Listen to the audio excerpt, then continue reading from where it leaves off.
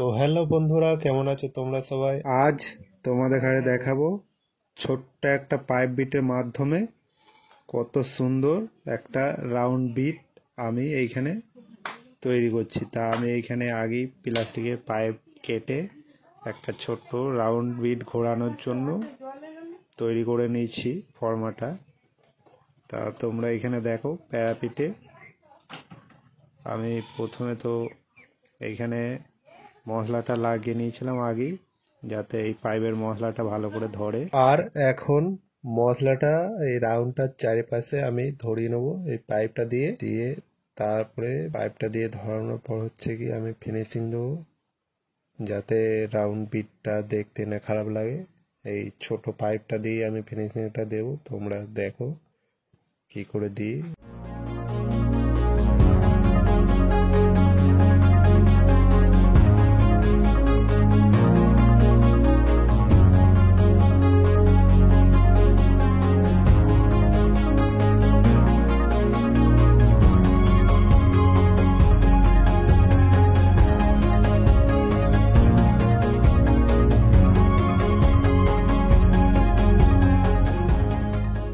এইখানে তোমাদের ঘরে বলবো যে আমি পাইপে বিটের মশলাটা লাগানোর পর এই ছোট্ট পাইপটা দিয়ে আবারও ভালো করে ফিনিশিংটা দিয়ে নিচ্ছি, যাতে পাইপ বিটটা আরো ভালো ফিনিশিং হয় আর যেন না কোথাও দেখতে খারাপ লাগে। তাই পাইপ বিটটা দিয়ে আমি এখানে ফিনিশিংটা দিয়ে নেবো ভালো করে, তোমরা দেখো।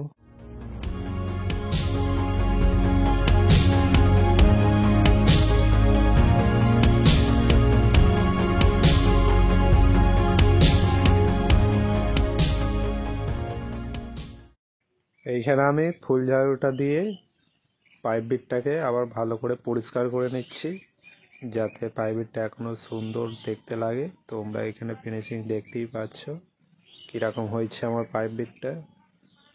আর পাইপ বিটের পাশে তারপরে কাজটা হচ্ছে কি, আমরা এটা আগেই ছেপে নিয়েছিলাম, এরপর বিটটা করব।